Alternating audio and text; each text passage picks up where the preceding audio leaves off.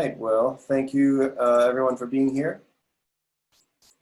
I'm very happy to have John Hayden, and it looks like an occasional Nancy Hayden, possibly if she can share the screen with John, but it looks like John's going to be at the helm this evening for farming and gardening on the wild side. John is coming to us from the farm between of course, I'm spacing in the town already because that's how my mind works. Beautiful Jeffersonville, Vermont. You say it way better than I do. Beautiful Jeffersonville, Vermont. And yes, we're very glad to have you here. I've heard good things, and I'm looking forward to this presentation.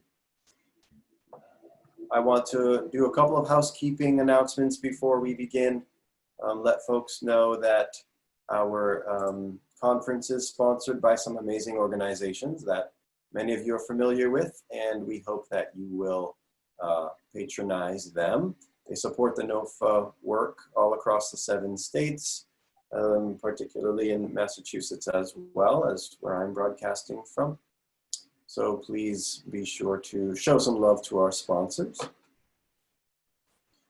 I also want to bring your attention to this fabulous resource and to make mention that we are presenting, attending, and hosting this workshop from land that was managed and inhabited before European colonization. Please take a moment to find your location on this map and honor those whose land you now occupy.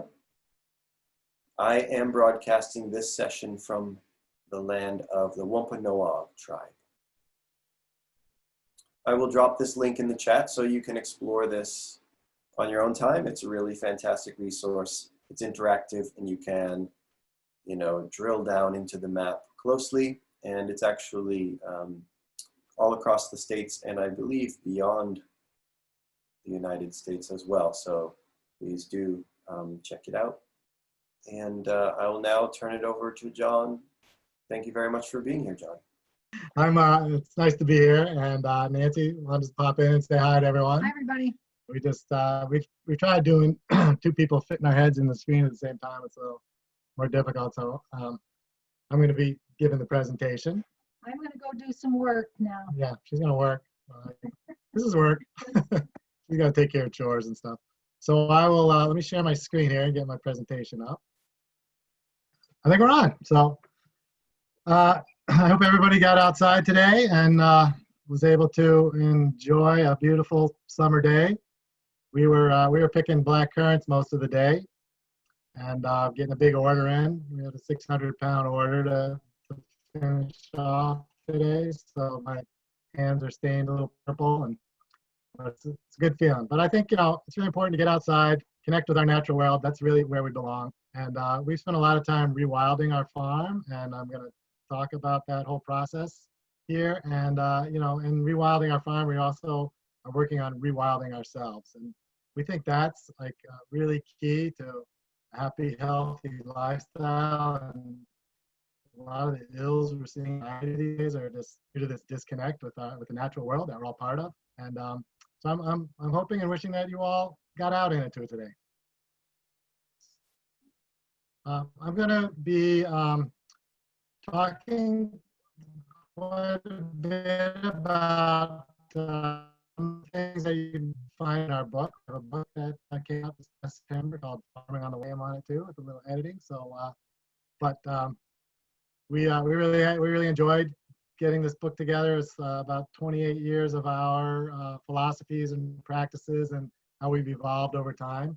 So I'll be just pulling snippets and talking about some of our favorite practices and some of our favorite plants and some of our favorite pollinators in tonight's talk. And hopefully I'll be able to weave a story of how we belong to this place. So just some background on our farm. We right now, we are a perennial fruit farm, and we grow all kinds of things. Can you see my arrow floating around like a pointer?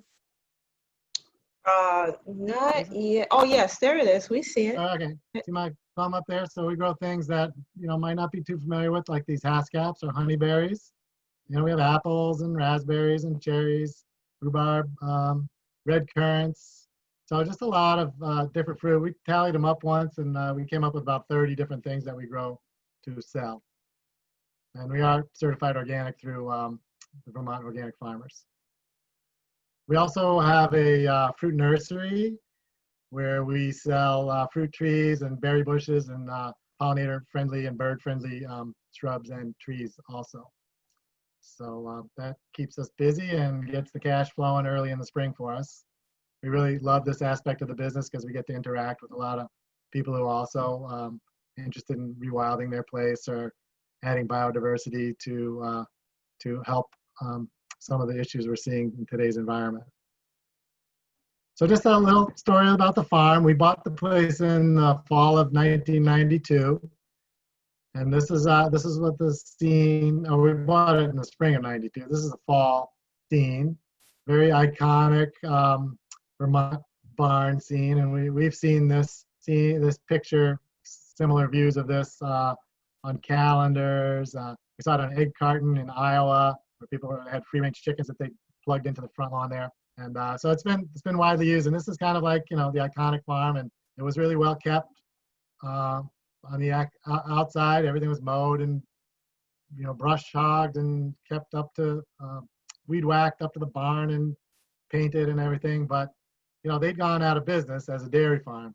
So what looked nice, like a prosperous farm on the outside, was actually not that prosperous. And then, this is kind of what it looks like now, where we've really scruffed it up. It's very scruffy and biodiverse, and we planted all kinds of habitat. And we want people to think that this is what a successful farm looks like now. We're doing a lot of regenerative practices, which I'll talk about. Nancy and I are both ecologists by training. Nancy's an ecologist and an environmental engineer, and I'm an ecologist and entomologist. And we like to think through the systems approach, where a very holistic worldview and wide view of systems, and trying to understand how everything is interconnected on this planet, and how we're all really part of the same living, the speck of dust with this little biofilm that's hurtling through the cosmos, and we're all part of the same thing. We come from the soil, we carry the soil around with us, we go back into the soil. We've got a lot in common with both this comfrey plant and this bumblebee that's visiting it. But we understand everything's interconnected. Comfrey we like to use in our orchard. It's has a deep taproot, so it doesn't really compete with our fruit trees where the feeder roots are close to the surface, and it brings up minerals from down below. We can scythe it, and it'll make a great mulch so that the grasses and things aren't competing with those feeder roots. And it's also just pulling carbon out of the air as it creates plant tissue and putting it back into the soil. And then the flowers are feeding bees and other predatory insects and other beneficial insects. So, it's just one little piece of the puzzle of this immense interconnected ecosystem that we live in. And so our goal from the beginning has been to set up a robust and resilient farm ecosystem.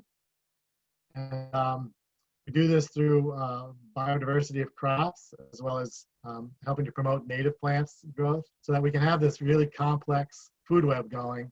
We also do no-till farming. We think it's a bad idea to be ripping up the soil. Think of it if you're one of these macro invertebrates in the soil and somebody's coming through the rototiller every couple of weeks. It's not, you're not gonna be having a good day. So we've gone to all no-till now. And so by robust, we mean something that can withstand shocks to the system. We're in a mini drought right now. So far, I think the tropical storm's coming tomorrow, but we've been having a drought, and we're doing okay. We don't irrigate, but we've got a lot of organic matter and mulching systems, so that allows our plants to withstand that. And then resilient means that you're able to bounce back if you do have some kind of devastating problem or something like that. So by having a lot of diversity and a lot of interconnected parts and redundancies, different elements having different functions and different functions from all kinds of elements, that we can really bounce back if we have a problem. So this is a map from our book, and you can see, here's our farm. We're right on the road. major road, Route 15, between Cambridge and Jeffersonville, Vermont.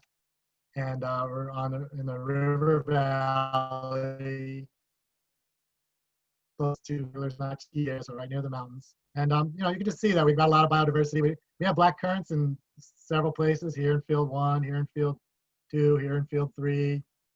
We've got apples in a couple different places. We definitely don't have the mechanistic monoculture mindset, as Vandana Shiva calls it. You know, we've got everything juxtaposed upon everything else and mixed together. And we think that helps us be successful with our no pesticide, no synthetic fertilizer, no organic fertilizers added to our field plants. So, you know, I used the term regenerative earlier, and for us that means, you know, a lot of people were talking about sustainable agriculture for a while, and that, you know, that to me means maintaining the status quo. Well, we think we've gone past that tipping point on the earth here where we can just maintain the status quo, and we need to start making things better and improving things. And that's where regenerative, the term regenerative, comes in. And, you know, so to increase our biodiversity, you know, we're at extinctions even on our little plot of land. You know, we're seeing bees coming back. We have like 7 different species of bumblebees that are not widespread in other places in Vermont. We are sequestering carbon by having all this woody plant material and all this plant material, and by not tilling, by keeping that carbon in the soil and not allowing oxygen to come into the soil, where the bacteria will burn up the carbon as they reproduce. And you know, we have a lot of little streams and in our watershed, so running the water over grass waterways or through streams that are riparian zones that have trees is helping to clean the water.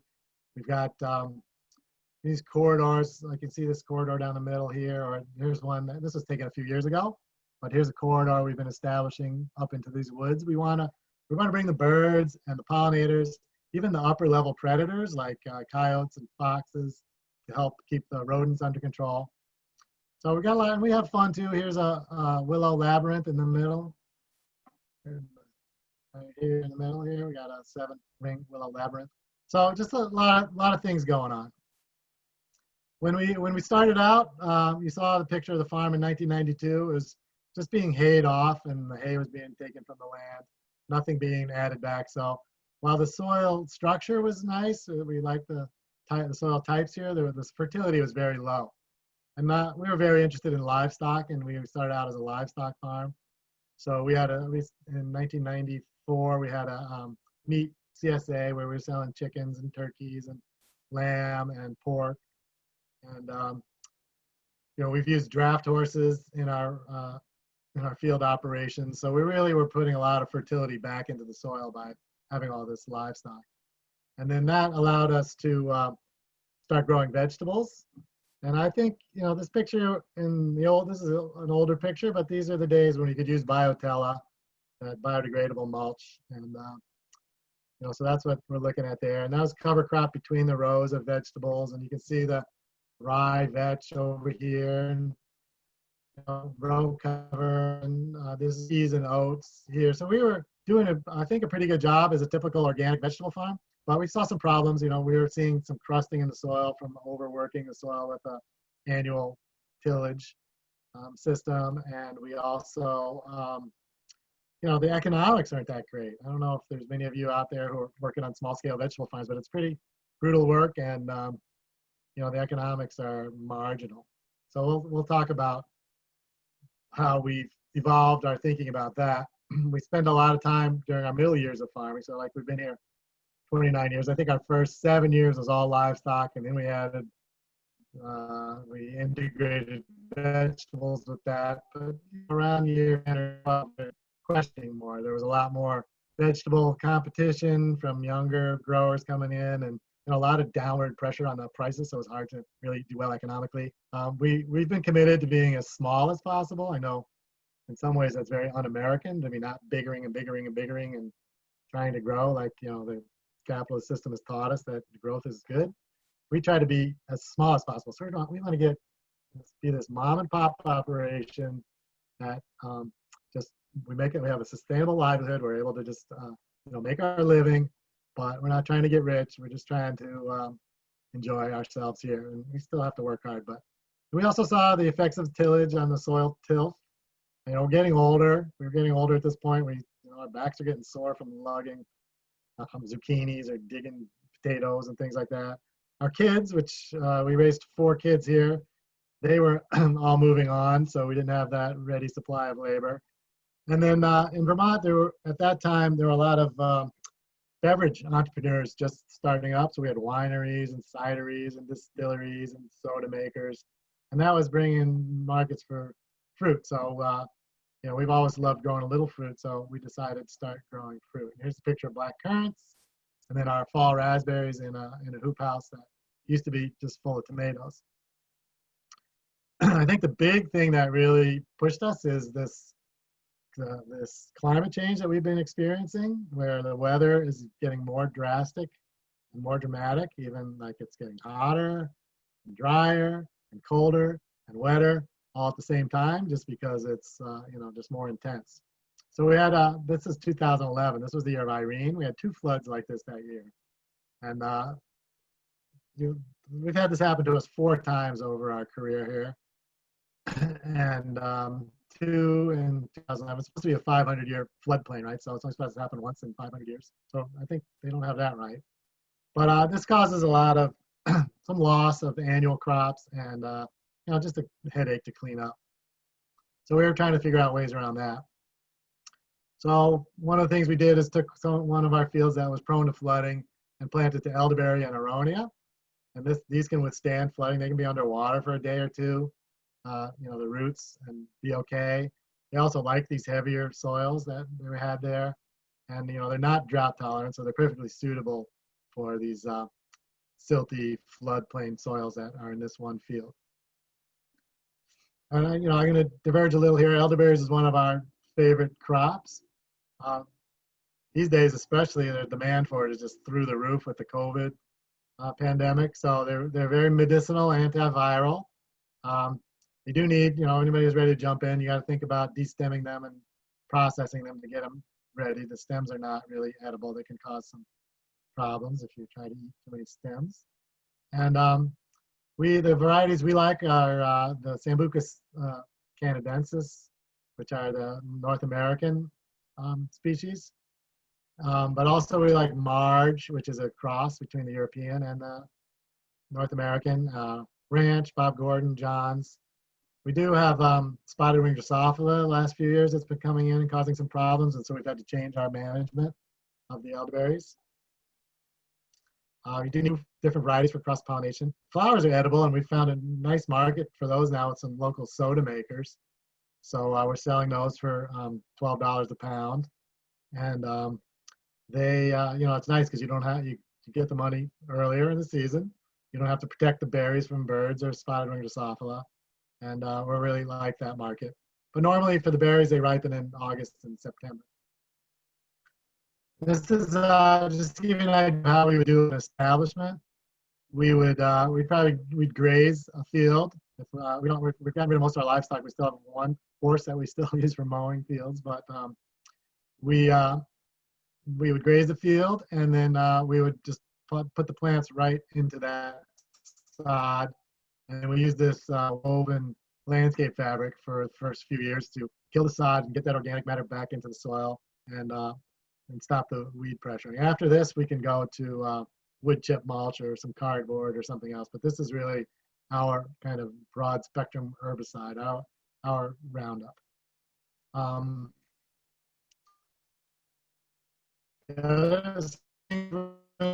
Polycropping in our orchard. So this is a perennial polyculture orchard where we have apples on 20-foot spacing, and then shrubs, different shrubs and pollinator conservation plants and things in between. And then within the row, our alleys, we're growing crops. So this is some perennial vegetables, a sea kale and sunchokes that we've established in this alley. Other perennial vegetables we really like are asparagus and rhubarb. This all fits in with our philosophy of minimal working the soil, and let's face it, minimal work. We want to try to optimize our returns, not maximize our returns. A lot of people are into this idea we got to get maximum yield to be profitable. We want optimal yields with a minimal amount of work and outside inputs being put into that, including labor, of course. So we're trying to figure those out. Here's some aronia. We just love aronia. This is a native plant that's also called black chokeberry because it's very astringent and tannic. So, but it's got the highest antioxidants of anything we grow. It's also along the same lines as elderberry. It's been shown scientifically proven to be antiviral. So we're loving growing this. And so here's an example of how we would start a first year, and then by the second year we can move over to cardboard and other mulches. So we like to sheet mulch with cardboard, and this is great even at the gardening scale. You can, you know, like if we plant a tree like this, we're going to just dig a hole in the sod, plant the tree, water it in, put down compost on the top. We want to feed from the top down. Then we'll put down cardboard for weed control. And then also we will put wood chips on top.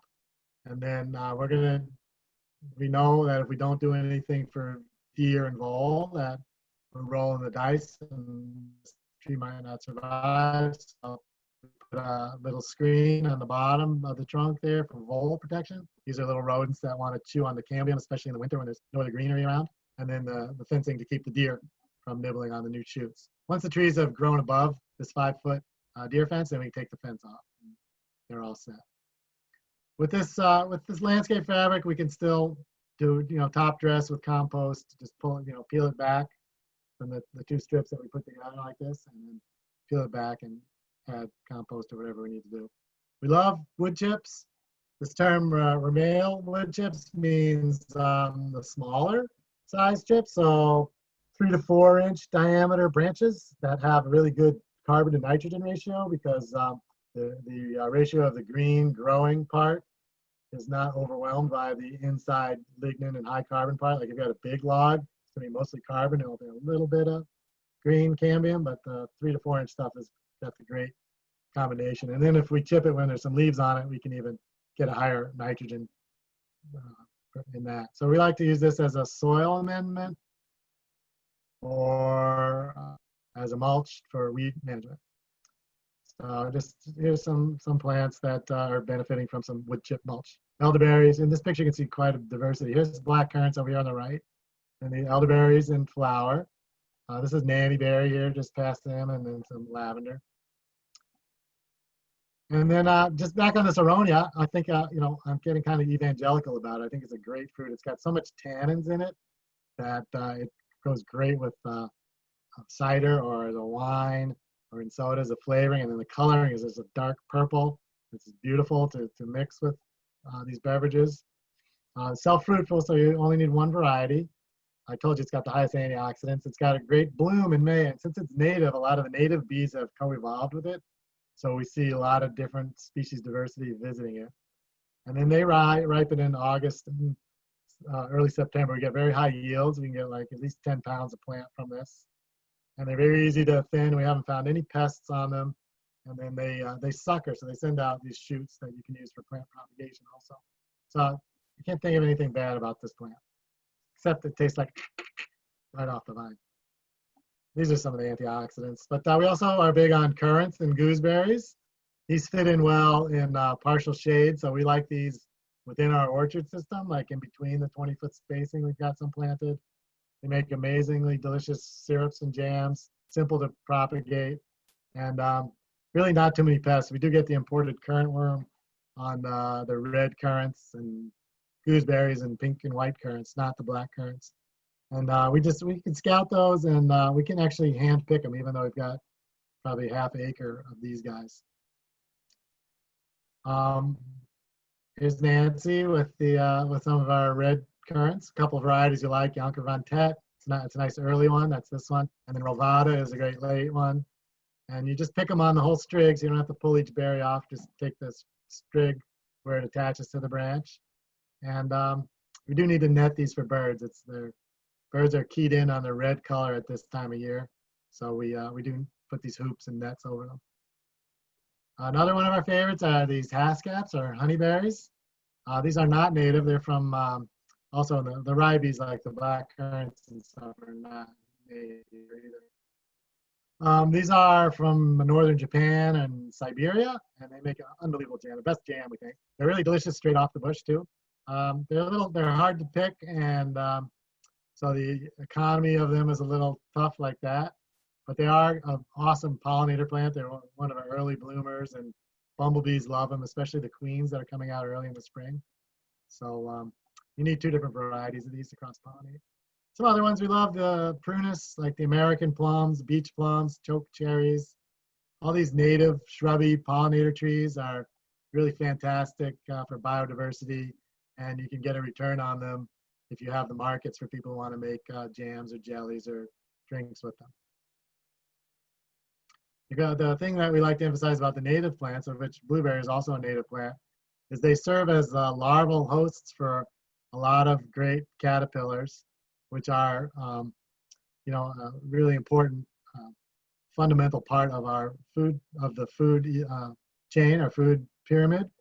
So we want to encourage as much life on this farm as possible. So even if something's eating the leaves, that's a good sign. It means you have an ecosystem. You don't want. I'd be scared if there was nothing eating our leaves. You would, that would be a sign that you're not really having a lot of stable ecosystem. We do have some pollinator, some annual pollinator crops that we grow. We like to grow this as a cover crop. It's a bee mix that we get from High Mowing seeds here in Vermont. It's got great. It's got some sunflowers and we like the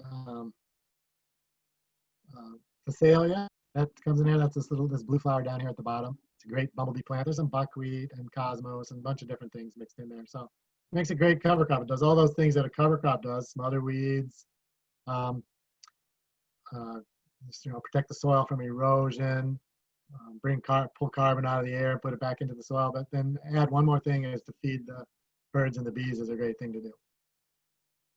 We grow a lot of native berries for our birds. We really like having as many birds around as possible. A lot of fruit growers see birds as enemies. We don't. We want to have as big a population as possible, because we know that when they are fledging their babies, when they're feeding their young, they're all collecting insects. Even the fruit-eating birds, even the seed-eating birds, they're out picking potential pests off our plants. So we've got some high bush cranberry. This is mountain ash, and this is nannyberry. A lot of different shrubs around to keep our birds going. And we love them.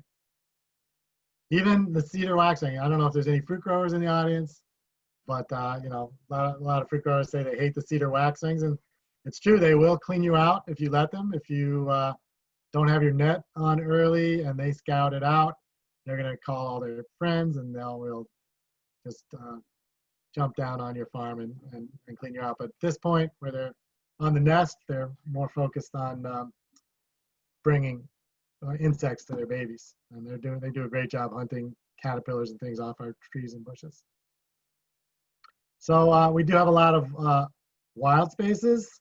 We don't really mow. We don't want a clean looking farm. We want a wild looking farm, and we want to celebrate this as the new beautiful.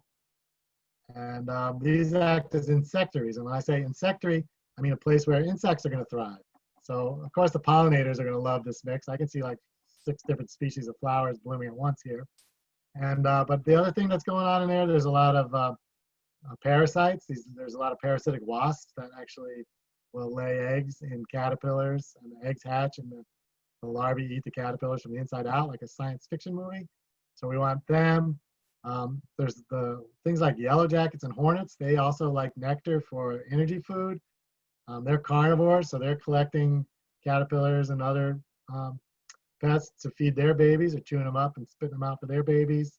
And there's a lot going on in there that we can't see. Here's an example of on a very micro scale with these wasps that parasitize aphids. So it's the same thing as the ones that parasitize caterpillars that lay an egg in it. The larva grows inside the aphid and then pops a little hatch out the back and comes out as an adult, and continues that cycle. So we want to keep these around. We want aphids around also, because we want aphids to feed these wasps, so that if we get aphids on our crops, these wasps are there to keep them in equilibrium.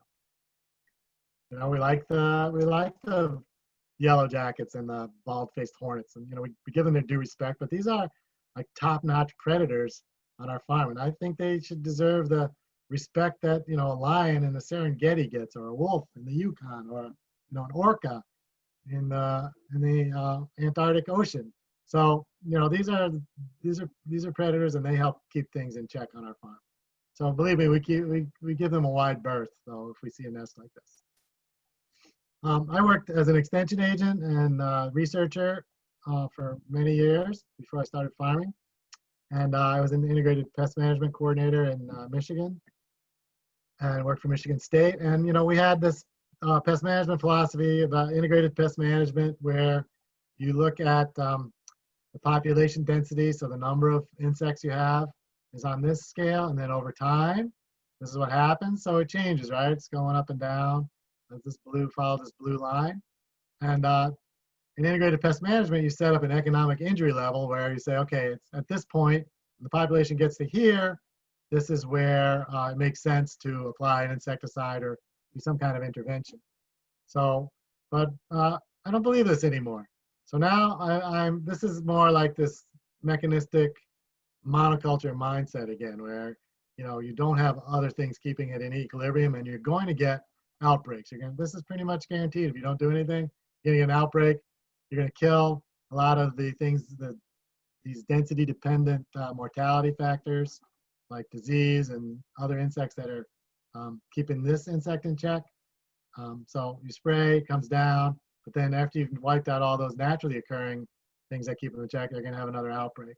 So we don't want to be on this roller coaster. We want this as our pest management. Maintain down here in the blue. Just keep it. Well, we want some pests. You need some pests to keep the predators and parasites around.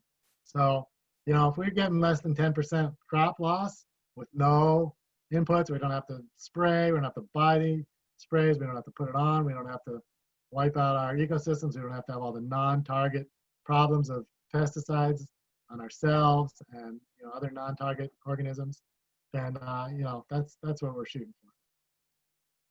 So then, of course, as fruit farmers, pollinators really have a special place in our hearts and in our wallets. So they range from, we have hummingbirds that are doing a pretty good job on our blueberries. We see them in our blueberries quite a bit. We've got bumblebees. This is Bombus ternarius, the tricolored bumblebee. She's a beauty. And then, you know, the whole variety, you know, the hawk moths. This is a clear wing moth. That's a type of sphinx moth that mimics a hummingbird. We've got the monarchs and our milkweeds. These leaf-cutting bees, these the megachilid family, where they're solitary bees that just the female works alone to provision a nest. And she cuts little circles out of the leaves and rolls them up like cigars and puts them in these little cavities and lays her egg there with a ball of pollen, and the babies grow up in that. So if you see, you know, if you see something chewing holes in your roses, you should celebrate that you've got an ecosystem going, not be out there killing anything that might be putting little holes in your plants. Your plants get rugged. They can handle some holes. And then, you know, so this pollination is really important to us. If you may have seen some of these things on your garden or on your farm, you know, this crumbleberry where you're not getting all your druplets pollinated, or your cucumber where they're not getting all pollinated, or lopsided apples where all the seeds didn't get pollinated and the ovary didn't fill out symmetrically. These are all signs of poor pollination. So we really treat our pollinators as partners on our farm. We're going to feed them and take care of them and give them places to live. And hopefully they're going to take care of business for us. And of the pollinators, the insects are the most important. And, you know, beetles are pollinators, flies are pollinators, butterflies, moths, bees, wasps. But of all the insects, it's the bees. This is a picture of the European honeybee on buckwheat, which it really likes. We grow this as a cover crop sometimes. But bees are so important to us, and especially the native bees. I mean, I'll go back. I don't want to slam on any beekeepers. I'm a beekeeper myself. I love the honey, and I'm fascinated with working the hives, and I like getting stung every once in a while. I think it's good for me and all this stuff. But these are, you know, an introduced species. You could classify them as invasive by any definition of invasive. They come from another place. They can spread and survive on their own, at least before varroa mite was a big problem for them. And they have a negative interaction with the other native pollinators. They have the same resources that their competing for, and they also can spread diseases to flowers. Flowers can be like a dirty doorknob with viruses and bacteria and stuff on them from bee visits, and they can spread these to our native species. So, you know, everybody says save the bees, we got to save the honeybees. Well, I don't agree with that. I think, you know, beekeepers are going to save their honeybees, but the native bees are the ones that need the saving. So we put a real emphasis on the native bees, like the bumblebees and the solitary nesting bee. We even love bees so much I've got them in on our cupola, on our logo. But here in Vermont, there's like 275 different species of native bees. And from our observations, these are the ones doing the work, though. Especially early in the spring, the honeybees, they don't like to come out unless it's a nice day. You know, if it's windy or raining or, you know, too cold, they're going to be all huddled like little princesses in a ball staying warm in their hive. And native bees, bumblebee queens, and some of these early bees are going to be out working our stone fruit and some of these early blooming things like our currants and stuff. So of all the bees, we love the bumblebees the most. Here's one on a blueberry. They're well adapted to our plants. They come in, they have this buzz pollination system where they can grab onto a plant, and it's called sonication. They hit a high C note, and it causes the pollen to come out like a salt shaker. And then they gather it up and put it on their leg in this little pat here. So they bring it back and feed their babies. So we love the bumblebees. We do a lot for them. This is what we've reared bumblebee colonies. And this is what it looks like when we set one up. Here's the queen, and here are her daughter workers. And here's one of those princess thug honeybees that comes in and tries to rob nectar, but the bumblebees took care of her, so she was dispatched. But yeah, so this is what the inside of a bumblebee colony looks like. Very cool. And the bumblebee life cycle is if you really want to increase your bumblebee population on your farm, it's good to understand their life cycle. So we can start with the mating that happens now, like late summer, early fall. And then the drones, like in the honeybee, they die. These are the drones, the little guy here who just mated her. And this queen is going to overwinter. So she needs a place to get out of the weather and away from predators and just exposure. So we set up a lot of, I'll show you some of our Horticulture and stuff that we set up to give them nesting places. And she emerges in the spring, and she's a badass. She's got to start a colony, so she's got to find a place that's going to be dry, and she'll like to find a place like where mice might have nested or someplace where there's some insulation. And then she's going to build these wax cups and fill them with nectar and pollen. She's going to lay eggs. She's going to incubate those eggs down here. She's sitting on them and buzzing and keep them warm. And then after 3 weeks or so, her daughters will hatch. These are all female workers. They'll hatch, and they can help out now by getting provisions. And the colony can grow. And then towards the end of the year, she will lay eggs that become drones. And then the colony will also feed certain cells more food and resources, and they will become the queens. And then starts that whole cycle over again. So we do sculpture too. I like to create art in my garden. So here's this is actually a bumblebee palace. I mentioned that they like to nest where mice have. The queens can actually hone in on the smell of mouse urine, bumblebee queens. So we try to think about, well, what would mice like? So we set up these crazy contraptions where we got the hay bale off the ground and covered, and put this on top so the wind doesn't blow it. And then hopefully we can get some bumblebees nesting in there eventually after the mice are done. So that's bumblebees, and there's also a lot of about 70% of our native bees are ground nesters. These are solitary bees where the female works alone to provision the nest. They're not social insects like honeybees or bumblebees or yellow jackets or some other wasps. Tons of solitary wasps also that don't sting. They're very docile, these bees. They haven't evolved to protect a honey store or a colony of brood. So they don't sting. You can roll around on the ground. I don't know if any of you have seen these or have an aggregation, but that's a joy in the spring to see a bunch of these holes in a little sandy lot and all the bees coming back and forth with loads of pollen. Well, spots, especially they like a south-facing sandy slope. It's perfect habitat for these. So if we have any of those on the farm, we try to keep those kind of bare for them. This is what it looks like if you do a cross section of their nest. They're coming in the hole. They've got all these little chambers off the main root, and they provision it with this, it's called bee bread, right? So it's pollen and nectar, and then they lay their egg, and the larvae lives here pretty much its whole life. So it's swimming in its food source, which often gets me thinking about, like, what food source would I want to swim in if I had to live there for 9 months? And it's usually either like mashed potatoes or blueberry pie or something like that. But you'll see ground nesting bees, but you also see these cavity nesting bees. This is from an apple tree in an old orchard, and these are plugged up holes. So there are bees that have a similar life cycle where they're provisioning a nest by themselves, but they like to do it in old beetle holes or other things. If you look at, this is a manufactured cross-section of a manufactured block that had holes in it. You can see what's living here. So these are the blue mason bee cocoons here. It's a great early season pollinator.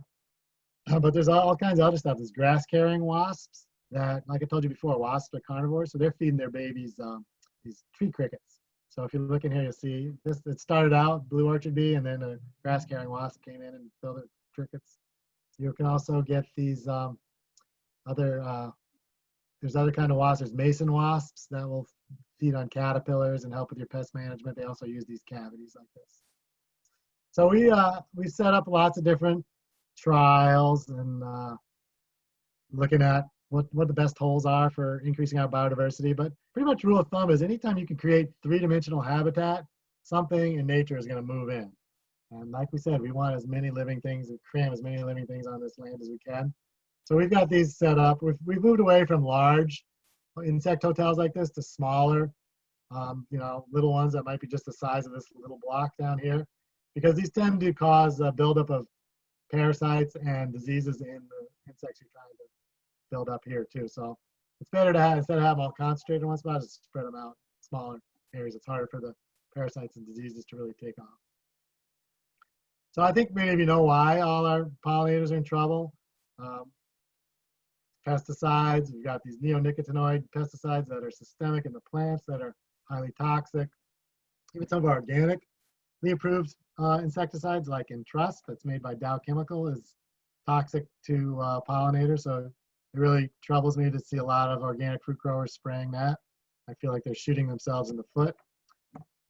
There's diseases and parasites that are spreading around amongst our pollinators, and climate change, loss of habitat. There's a lot of like perfect storm that's impacting these. So, what can we all do about all this? So first of all, we pledged to stop using pesticides. Thanks, I need a drink. We're planting a lot of pollinator-friendly plants. We're creating nesting and overwintering habitat. We think mindfully about how we time our mowings, if we're even going to mow a field or a ditch. A lot of times we don't mow. And then we vote with our wallet. So if we find an organization or a farmer that's doing a great job with biodiversity, then those are the ones we're going to support. The ones who aren't doing as good a job, we don't support as well. Some of the things we think about is how to provide a season-long nectar and pollen resource. So I told you about the bumblebees. Well, that colony's going all season. So if you just had spring flowers, then they're going to starve later on during a dearth. So we've experimented and planted a lot of different things, and we just want to have continuity. So things that are early, I don't have a picture here of the willows, but like willows are like the earliest thing to bloom, and here in the end of April, provide a great pollen source for both our honeybees and our native bees. And it runs the whole gamut, roses and locusts and buttonbush and dogwoods and winterberry. These are all woody plants. Witch hazel is the last thing to bloom. They get these little gnarly little flowers that look like the four unfortunate souls from The Little Mermaid. But they're blooming in October and November. So that's the very end of the season. And then the non-woody perennials are great, again, for extending the season and feeding both beneficial insects and pollinators. Of course, the milkweeds, everyone knows about the milkweed and the monarch, but the milkweed flowers are amazing. They smell great, they're beautiful, and they're great for pollinators. These are the heleniums, there's a sneezeweed, liatris, the agastache, monardas, the bee bombs. These are all great flowers to be using. we continue to grow sunflowers and pumpkins, not so much for the economics, but because some bees are generalists, like bumblebees and honeybees. They visit a lot of different crops. And some bees are specialists. And we have specialists here in our region. We have different sunflower bees, like this longhorned bee. See the long antennae on that one? That pretty much uniquely visits the sunflower family. And then we have these squash bees that like the squashes that you see in your zucchinis and your pumpkins, especially if you go out in the early morning. They're a lot faster than honeybees. They look like honeybees, but they're a lot faster. Or sometimes you'll see males hanging out in the flower just waiting for the females to come. So, we still grow these because we want to keep these populations up. I mentioned the 3-dimensional habitat. You can get crazy as you want. I got this old piano. Our kids learned to play piano on this, and it got so out of tune we couldn't tune it anymore. I had some college kids over one day and said, "Hey guys, let's put this out in the yard." So we brought it out, and it's filling up with all kinds of critters. We put a few houses to supplement on the back, drilled some holes and some access, and there's a lot of things living in there. One of my favorites are the garter snakes that live in there. This was last season. I had one garter snake that I would see every morning, bringing my horse back and forth to pasture, and I would see it. Now this year there's 6 of them, and I see them every morning, and I've watched them grow all summer, and they're getting fatter and fatter. I'm just wondering if they're her babies or what it was, but it's good to see my friends every morning. I mentioned Horticulture is one of our techniques for growing things. This is an Austrian German term, which means mound culture. And the basic premise is you put a lot of woody material as the base, and this acts as a long-term nutrient supply. It also absorbs a lot of moisture, and then you put a skim coat on top of compost or soil, and then you can plant into that.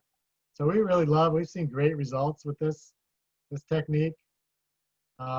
This is what one might look like. And we got a lot of prunings and barns that need repair and rotten wood and things like that. So sometimes I'll put, I've got one that's got Encyclopedia Britannica, my old jeans, and anything that'll break down, so that's carbon-based, we'll put in there. And eventually usually we'll put the skim layer on and we'll plant some annual cover crops on there, buckwheat, something else that's going to be a good cover crop.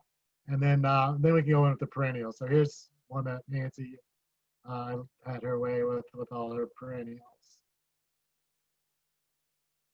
The other thing about biodiversity is you want to have water access, so whether it's a bird bath for birds or something for the bees.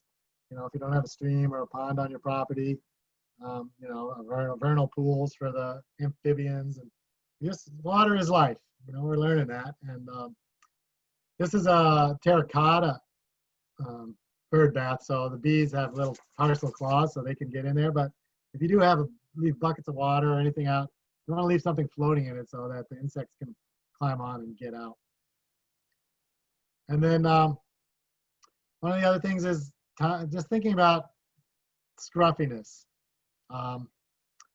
There's this Japanese philosophy called wabi-sabi, where they really celebrate the imperfection and incompleteness and impermanence of things. And we're putting that to work on our land. And we think that this is really beautiful, that this scruffiness and wildness. And it's beautiful for its functional beauty as well as it's just aesthetic beauty.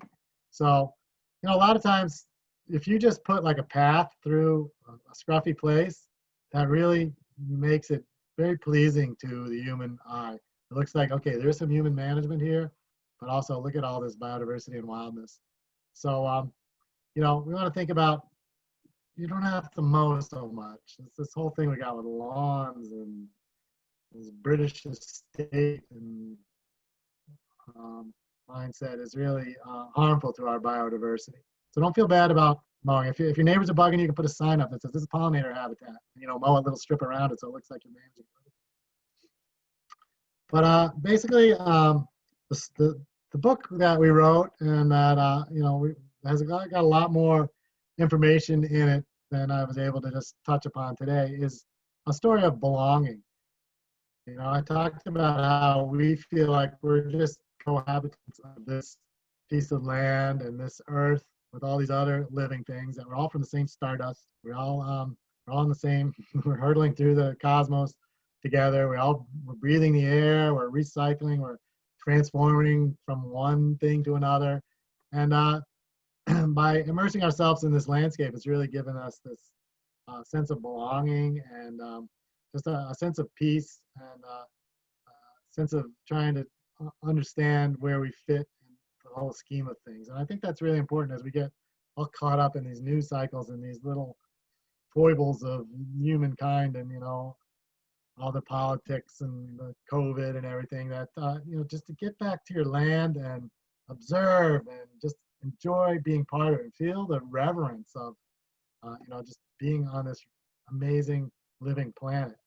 So that's a lot we get out of working the land. And, I love this job as a farmer. Every day I learn something new, I observe something new, and I'm immersed in this all day. I feel so very privileged to do this. But also with this privilege comes a responsibility of, if we're a land manager in this world of 7 billion people where half the people live in cities, and most of the other people are impoverished in the countryside and aren't land managers but are eking out a living.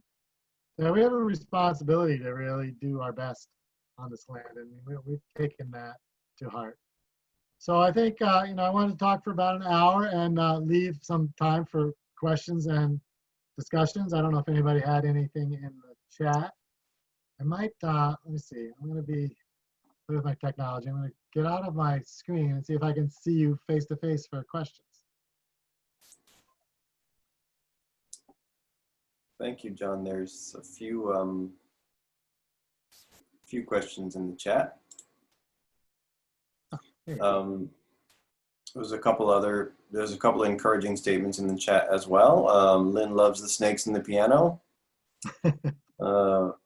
Lenore appreciates your everyone's welcome here attitude because you appreciate everything's value.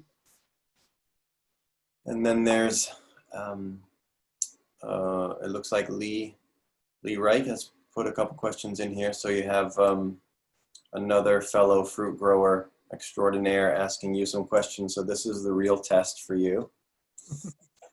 Lee and I just became friends on Facebook. So I was hoping to get answers from him.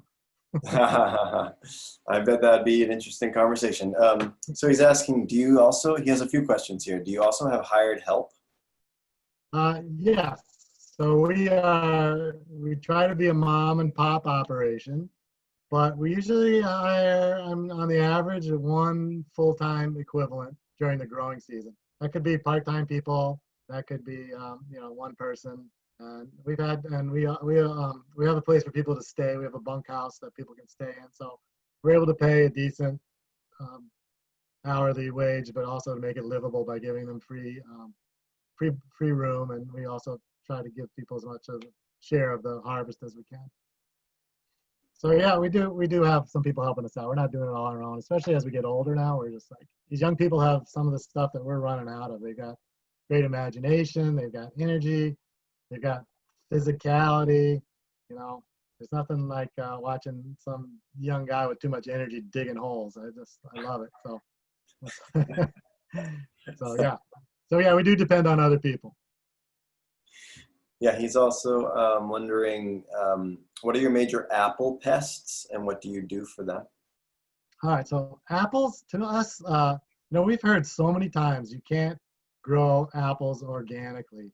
And, if I had a bushel of apples for every time I heard that, I'd have, a zillion bushels of apples, which sometimes we do.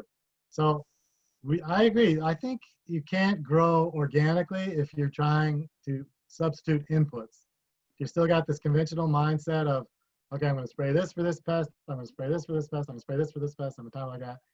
You're going to be spending a lot of time and effort controlling pests, and even these organic solutions may not even be as effective a killer as some of the conventional insecticides and fungicides. So you're probably going to be even less successful at spending more money and more time.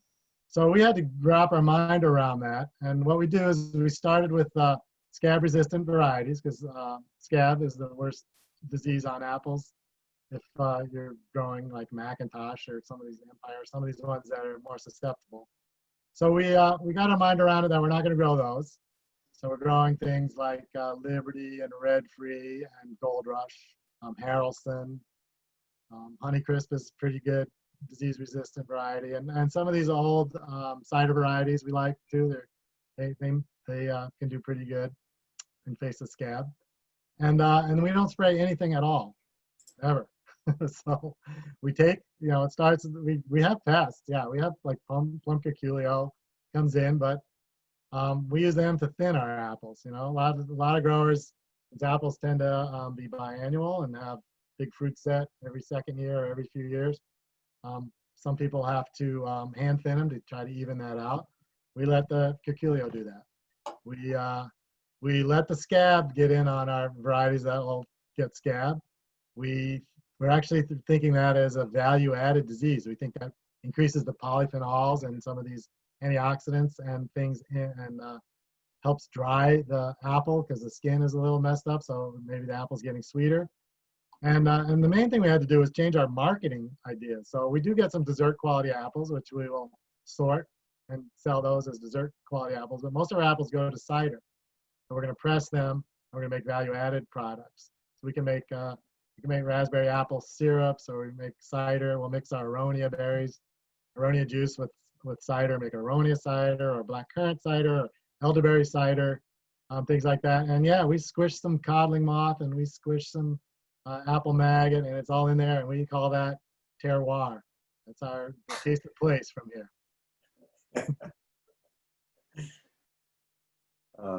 Great, thank you. There might be some specific follow-up questions about that. It's a big topic. And do you do anything for spotted wing Drosophila? Yes. So that, for us, when that first came here about 6 or 7 years ago, man, I just like panicked. This is a new bug, and it eats everything we grow. So it's a little fruit fly for you. Might not be that familiar with it. It's a little fruit fly. It's got this serrated ovipositor, like saw-like, and so most fruit flies will go after damaged fruit, but this can create its own damage and lay eggs in there. And really loves like later season. The population builds up later in the season, so like fall raspberries, late season blueberries. It really likes the elderberries.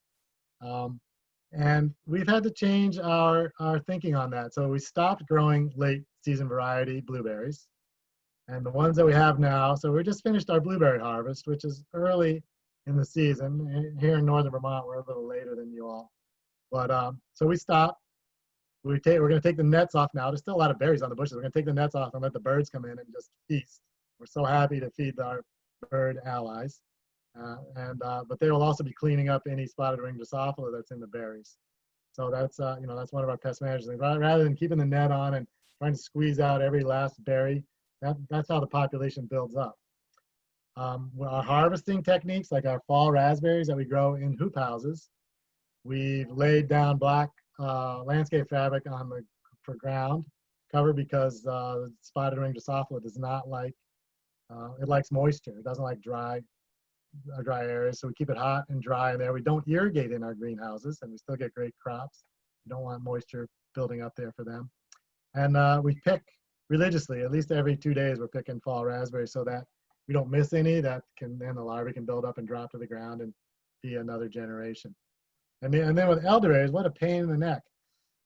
We have to harvest them earlier than we used to. We used to like to we used to net them for the birds and then let them just hang, and they hang these beautiful black, heavy elderberries.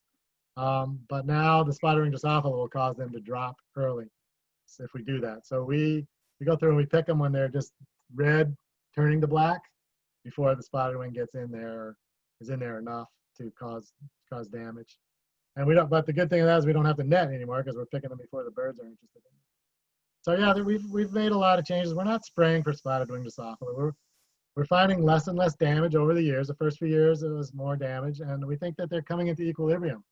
There are some parasitic wasps, tiny little wasps that are parasitizing them, and I'm sure there's tons of things out there eating them that we don't even know about, or diseases that are specific to them that are getting them. So we're finding them coming into more equilibrium now.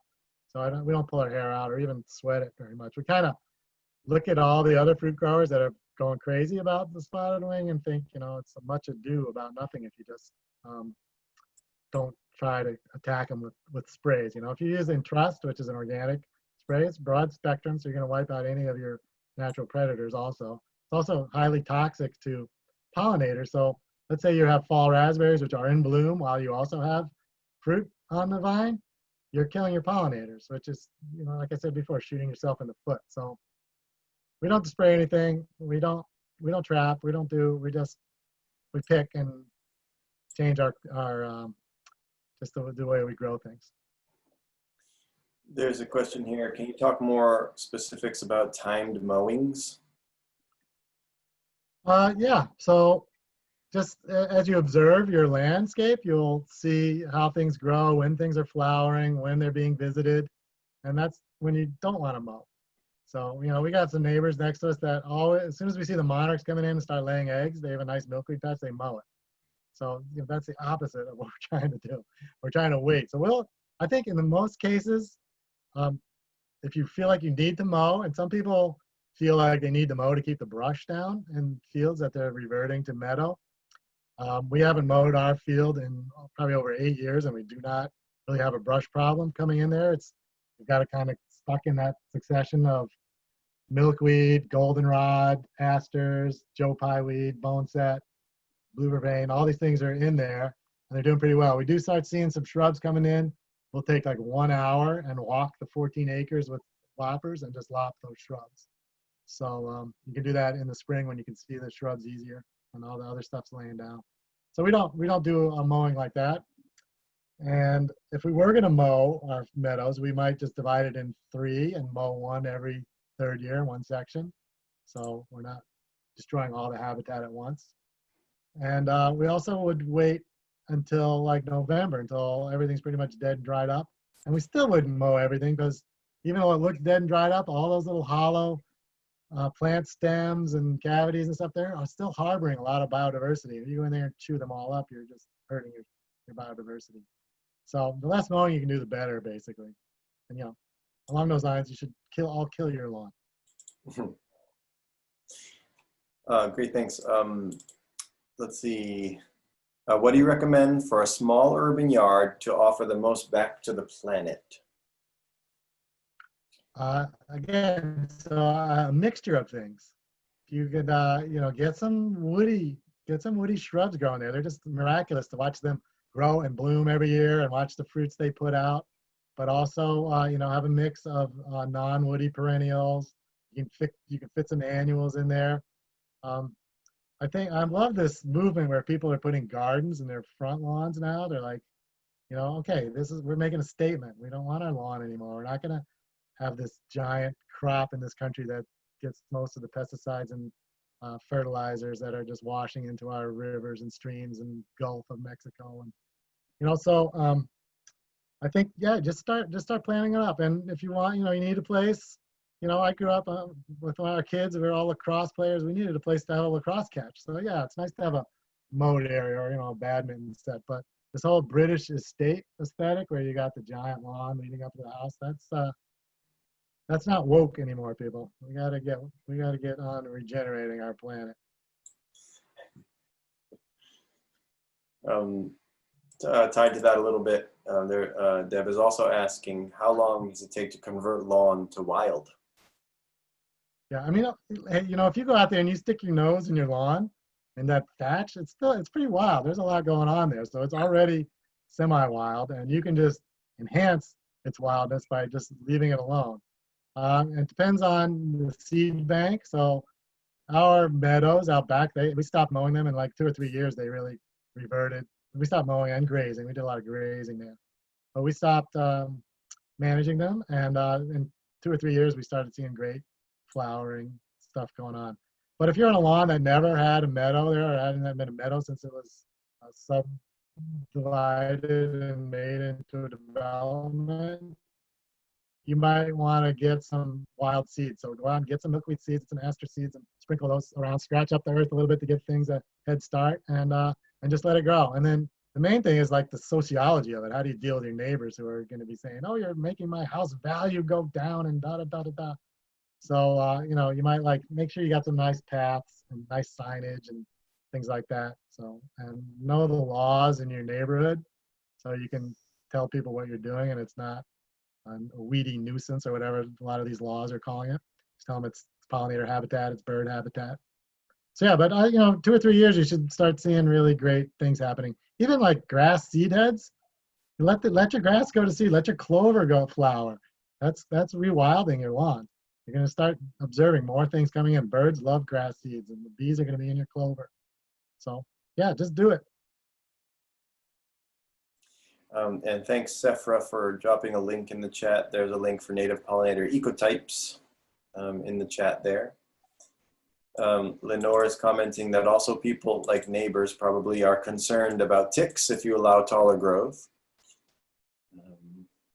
Ticks, yeah, ticks are, especially further south. I think you guys have more tick issues than we do. But I've had a few ticks on me this year, and I'll just tell you how Nancy and I deal with ticks. We wallow in the grass, tall grasses, and all the time.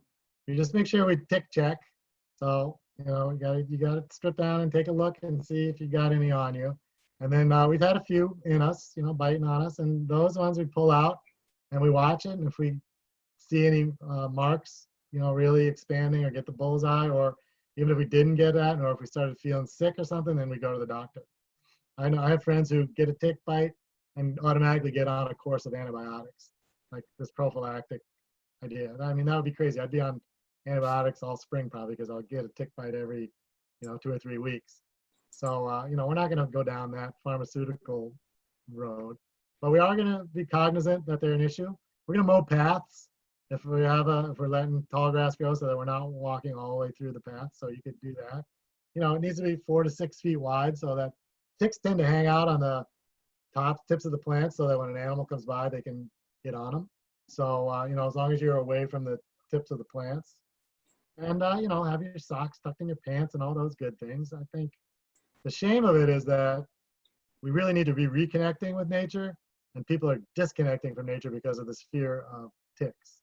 You know, and I'm not making light of Lyme disease. I have friends who've had it, and some people with long-term repercussions from it. So it's a serious thing, but I think that, you know, being afraid of getting ticks on you is going to stop you from being out in nature. I think that's more harmful. But yeah, tick checks, tick check, tick check, tick check. Say that 3 times fast. It's hard. I had a question myself, wondering how much infrastructure you have for netting on some of your plants. Do you have permanent, like, frames around some of your crops, or is it just strewn across a plant? No, we don't, nothing permanent. We use we love this aluminum conduit, the EMT 1/2-inch conduit. And that comes in 10-foot sections. So we can, on really tall, we have some tall blueberries. We can jam 2 or 3 feet into the ground, put a soda bottle on the top so that the net can't go through the hole, and just space those and then drape the net over that. We don't want the nets on the bush for several reasons. The first thing, the birds will land on there and just eat through there. Second of all, every time you go to move the net or get in there and push it up to pick, you're gonna be ripping off berries and things like that. So we make hoops, we'll bend hoops of conduit to fit the plants. There's little conduit connectors so you can bend the hoop and then put a 5-foot extension on it if you want a nice hoop over there. And with the hoops, it's easy to pull the nets over. They give you a little smooth surface. And then so, you know, we'll have, we had our nets on our honeyberries to start because they're the early fruit. Those same nets we'll take and we'll put on the blueberries right after the honeyberry harvest is over. And then those same nets we'll put on the elderberry. If we're going to net elderberry, we used to net elderberry, we put them on the elderberry afterwards. So we use the same nets over throughout the season. Nice. Mm-hmm. We're caught up with questions in the chat. I encourage everyone to drop your questions in there if something's coming up. It looks like something just came up. Okay, yeah, about nets. And so we use Owesco is the Orchard Equipment Supply Company in Massachusetts, has these, I think they're called smart nets. This green net that I mean, there's some nets. You get these extruded plastic nets that just catch on everything. You wear a button or something, they're on it. They're going to get on your glasses. They're going to get it. They can stick to everything. These nice nets from Owesco are great. They don't stick to stuff. They're easy to handle and they last long. And the thing about getting birds tangled in the net is if you put your net on late, after the birds have had a taste, then they're going to try to find any hole or any way under in the ground or any way to get in, and you might get birds caught inside your net. I think we've only, maybe in all our years, we've only killed one bird in a net. But we do get some in sometimes if we're late getting them on there and the birds have gotten a taste of it. And then we have to shoot, we have to open one end and walk from the other end and shoo them out and close it all up again. So the key to not having bird problems inside your net is to get them on early and make sure you secure the bottom. Use these 7-inch staples to poke down the net like every foot or 2 feet. And we might have some bricks or boards or something like that. Different birds get in different ways, you know. Catbirds are they try to get in through the bottom. Grackles, if we have 2 nets that we've joined together, and we've left a few little holes, they'll walk along the seam and look for a place to get in and out. So yeah, don't give them the forbidden fruit and then try to take it away with nets because they'll just keep hammering away to try to get in. Are you guys fully employed at your farm? Or do you have off-farm work? No, now Nancy was an environmental engineer at the University of Vermont for 22 years. She was a professor, so that's what helped buy the farm, pay our mortgage, give us our health care. And she retired in 2013, so since then, the farm has been our livelihood. And so been full-time. So she retired, she works harder now. She works at least 40, 50 hours a week on the farm and nursery, but likes it. So yeah, so this is our living, but we didn't just like start just the 2 of us with this as our only living. We had to capitalize the farm through her salary and stuff. So that paid for a lot of the equipment and the greenhouses. And now we're taking advantage of that capitalization and being able to live off it. Yeah.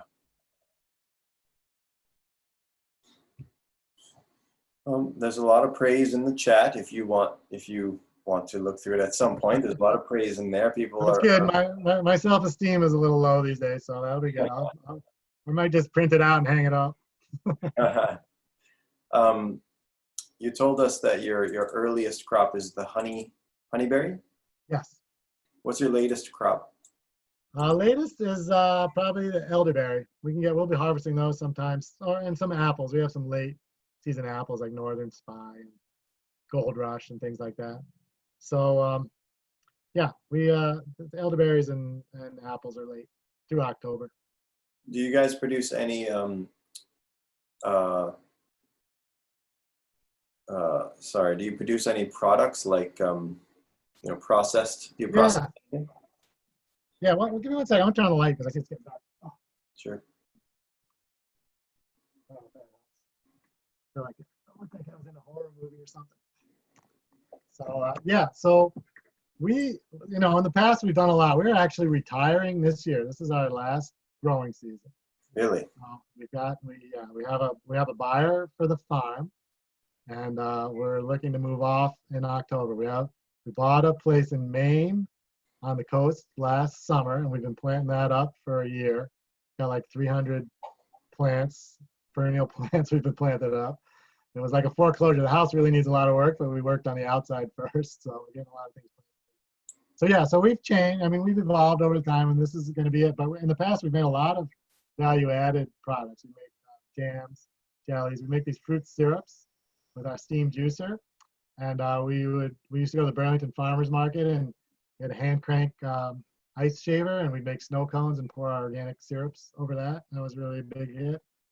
We make those ciders. Those ciders were big in the winter market and stuff. Hot ciders and the cold elderberry ciders and stuff like that. So yeah, we've done a lot of value added, and that helped the economics of the farm a lot. Is your book produced by Chelsea Green? Yeah, it's published by Chelsea Green. Just want to inform everyone that Chelsea Green is one of our vendors, and they have a discount specific to you all attending. So check our vendor listing and go to Chelsea Green through there. And the title of your book is Farming on the Wild Side? Yes. Farming and Gardening on the Wild Side. Just farming on the wild side. We put the Okay. gardening in for this talk. Okay, right. It's not all, everybody says, is it scale? Is it all about scale? No, it's all about philosophies and practices. And it can be done on a smaller scale and on a larger scale. So yeah, you can find his Nancy and John's book through Chelsea Green. Happy to take more questions. We have, some more time here. If you wish to ask more questions, there's a lot of, again, praise for your embracing of diversity and letting, plants express themselves, which I appreciate as well. I know I've come from production farming, and it's nice to see examples that are a little more wild. I really like the title of your book and the philosophies that you're bringing. It's really great. I love that, that whole, you brought up that term production farming. And someone was telling me, like another farmer was talking about us, because the students, we do some educational stuff here where students visit us and they visit other farms. And a student asked this farmer, why don't you do more stuff like at the farm between, like the Haydens do? So, well, we're a production farm, and they're not.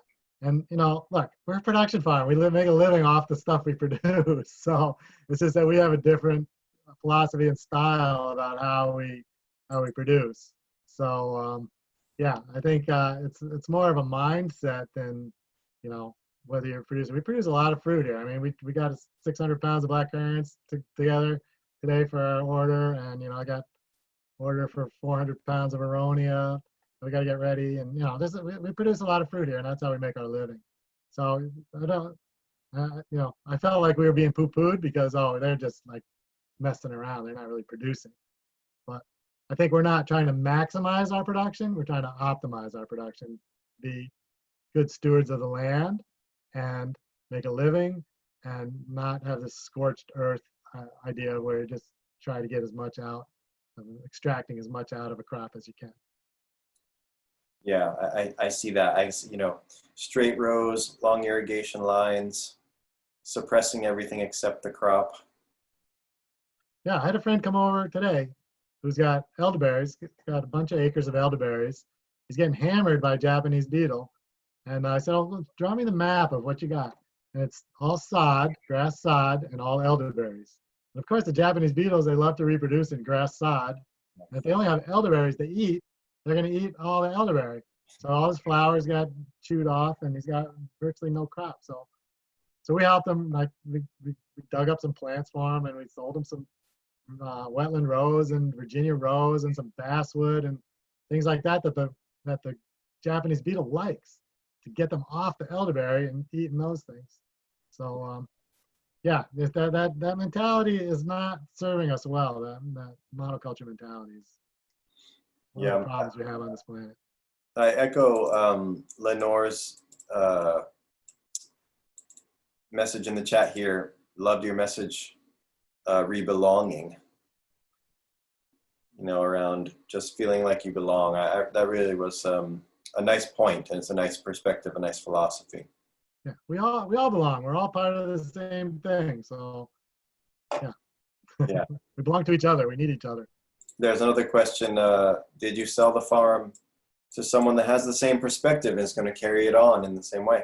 Yeah, we're very excited about the new buyer. They have plans to make it like an agroecological education center and work with some of the local colleges and stuff. So yeah, we're very pleased that, we understand that by leaving, we're giving up our stewardship, and we're just stewards in a long line of stewards of this land. And we feel like we've made our mark, and we're excited about someone else to take over and make their mark also. So yeah, we feel like it's going to be in really great hands. That's encouraging. Well, I want to thank you very much for being here. Very, very much appreciate it. That was a wonderful presentation, wonderful slides, wonderful story, great philosophy. I'm echoing a lot of the chat when saying that, so there's a lot of others that agree. And to those that are still here, I have dropped a few links into the chat. Again, to go to the raffle or the vendor marketplace. Also the evaluation, I'll put the evaluation link again in the chat right now, so you can evaluate the session. If you are, I'm going to share my screen briefly. If you are a certified crop advisor, you can get credits for this session here with this QR code, so please snap a shot of it on your phone. If you don't get a chance to snap a shot of it on your phone, please email us and we will send it to you and get you all set up. And I believe that's all from my side. Again, thank you very much, John, for taking on the role of yourself and Nancy tonight. We missed her, but this was fantastic and I enjoyed your tour. And all the information is very inspiring.